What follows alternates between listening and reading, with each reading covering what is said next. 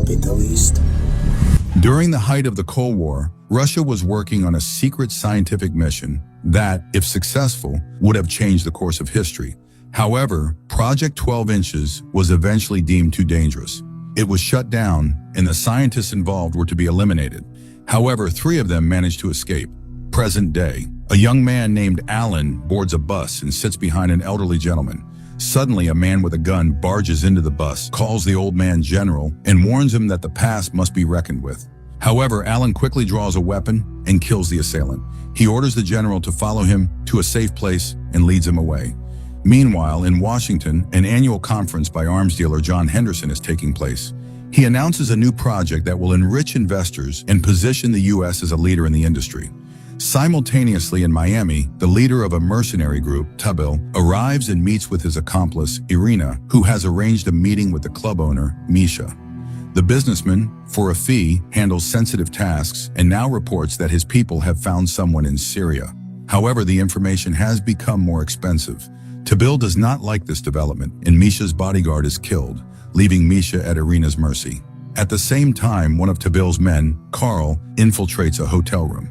He is examining some documents when his partner Bruno warns of approaching danger and heads to the room where Carl has already disposed of 2 guards. Tabil and Irina, having obtained the necessary information from Misha, also leave, taking out more guards along the way. Henderson thanks his wife for her help with his work as Carl and Bruno enter the room, indicating that the job is done. Later, the group meets in Los Angeles at Henderson's house. They report that they have the coordinates of the targets. However, all the information will only be available in 48 hours when they arrive in Syria. Henderson hands over the group's earnings, asks to be informed when they capture Bulanovsky, and bids farewell. The next day, the group arrives in Syria.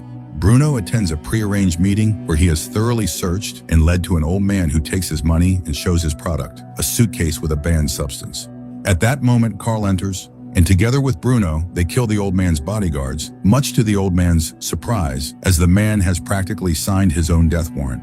It then becomes clear that Bruno is not interested in the substances. He shows an old photograph of the old man standing next to a group of people in Soviet military uniforms. The old man's face changes. He refuses to give the coordinates. Carl remains alone with the old man. Meanwhile, Alan places the captured general in Irina's car. The man is brought to a bunker where Tabil greets him, calling him by his real name, Bulanovsky. He shows him a similar photograph where the man is dressed in a Soviet military uniform. Alan informs Bruno that the old man is in their custody. However, Bruno suddenly reports that they are being watched, suggests leaving without them, and sends Alan a photo of the dead old man, the dealer. Bruno returns to the room where Carl is counting money received from 2 Koreans who just bought the old man's substances. As soon as the Koreans leave, Bruno coldly kills his partner. Meanwhile, Bulanovsky is shown a photo of the dead old man, the dealer. He is surprised that he was found, as he was the second escaped scientist. But when Henderson enters and greets him like an old friend, Bulanovsky realizes who is behind these militants. Henderson demands Project 12, and when the old man refuses to help, he is shown a photo of his daughter. Realizing the seriousness of the situation, Bulanovsky points out the entrance to the facility on a map. However, they need a key. He shows them where it is, but warns that the bunker is designed in such a way that one could wander there for years without finding the right corridor. Therefore, the militants tell the scientists that he will go with them. Later, Alan and Bruno discuss Carl's death. Bruno explains that Carl was tracked by the old man's men, so he was to blame. He reminds Alan that after this project, they too will have to hide for a long time. They now need to retrieve the key from the body of the 3rd scientist, buried in an old crypt. The militants exhume the coffin and retrieve the key. On the way, Bulanovsky explains that when they realized the dangers of the project's closure, they divided their knowledge. One took the key, the second the coordinates of the facility, and the third the access codes. Henderson was merely working with them. Project 12 was developing a new weapon. Soon the group reaches the facility, an old abandoned temple in the desert. Bulanovsky opens the doors, revealing a vertical shaft. They secure themselves with ropes and descend into the old bunker. Bulanovsky explains that this machine was built during World War II and employed 600 people. Following signs visible only to him, the group finds an electrical box, and the path ahead lights up, impressing them with the quality of Soviet construction. Bulanovsky mentions that there are 3 more exits, but none can be used to transport the prototype. The militants split up. Alan and Irina explore the second exit, while Bulanovsky leads the others to the second sector. Irina reports finding an entrance covered by shrubbery, and Alan plants explosives. However, he overhears conversations in Russian, unable to identify their source. Meanwhile, Bulanovsky brings Tabil to a laboratory and advises against learning what was done there. Suddenly, Alan hears a warning that he is in a restricted area and sees a soldier in a Soviet uniform. Irina also sees the soldier and aims at him. When the strangers refuse to present their documents, the soldier activates a flamethrower. Alan shoots, but the soldier seems unaffected. Irina and Alan use all their ammunition before the soldier finally falls. Tabil confirms the death and asks to fetch Bulanovsky while Alan tries to recover. Irina rushes to the laboratory but finds neither the scientist nor Bruno. Tabil goes to look for them, and Alan climbs up to set up explosive devices at the exits. After completing the task, he informs Tabil that he is returning. Irina receives the message and prepares to blow up the tunnel. Suddenly, a huge soldier with dead eyes grabs her. Alan rushes in and opens fire. Irina does the same. The giant ignores the bullets and falls to his knees only when they run out of ammunition. As if taking a breath, the soldier raises his head and activates his flamethrower. The pair barely escape. Hearing the screams of his comrades over the radio, Bruno demands that Bulanovsky tell the truth about what is happening. He refuses, and Bruno orders him to be taken to where the project documents are stored. Meanwhile, a Soviet officer dines to the anthem of the USSR in another room when a soldier reports intruders in the bunker. The officer orders the exits to be sealed. The militant group discovers the first soldier's body is missing. At this moment, Bulanovsky brings Bruno to an office where a folder containing the main documents of Project 12 lies on a table. Tabil, Irina, and Alan fall into a trap. 3 soldiers block their way, and they realize they have no chance of breaking through to the next floor. Bulanovsky shows Bruno the arsenal, and while Bruno fills his pockets with grenades, the scientist escapes. Suddenly, a broadcast begins, and Henderson's voice explains that the super soldiers were designed to destroy any enemy. As he speaks, an alarm sounds, and the soldiers begin to gather in the central bunker area.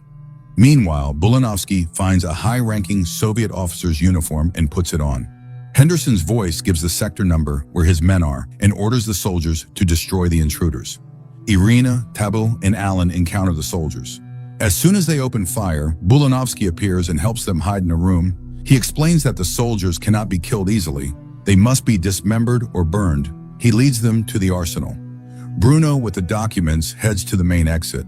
Henderson, seeing this, orders 2 of his goons to capture him. However, Bruno manages to hide from the shots and, diverting attention, throws a grenade at the mercenaries, clearing his way to the exit. Meanwhile, Bulanovsky brings the group to the arsenal and sets a condition. He will show them the exit if they retrieve the documents stolen by Bruno. The men arm themselves with everything they can find and leave. Bulanovsky stands at Henderson's office door, ready to end the game. However, Henderson reminds him of the millions at stake. He doesn't care if the world is on the brink of death. Under gunpoint, the scientist leads the businessman to the main Project 12 specimen. Tabil finds himself in a washroom, approaches a faucet, and senses movement behind him. He realizes he is under the gun, but when he turns around, no one is there. Suddenly, from the other side, a mirror shatters, and hands of a Soviet soldier grab and start choking him. Tabil manages to turn his gun and shoots the invisible enemy. Bruno arrives to help, throwing grenades at the soldier. Tabil does not rush to meet him. Meanwhile, Bulanovsky brings Henderson to a cabin where a super soldier lies, and the businessman demands it be activated. The scientist does so. Tabil realizes Bruno has always played on the opposite side. The men decide to settle who is stronger without weapons. A deadly fight ensues, with neither able to gain the upper hand for a long time. Suddenly, Irina intervenes, firing upwards, and the men separate. Tabil expects her to help him, but she hands the rifle to his opponent. However, it is out of ammunition, and Tabil manages to escape.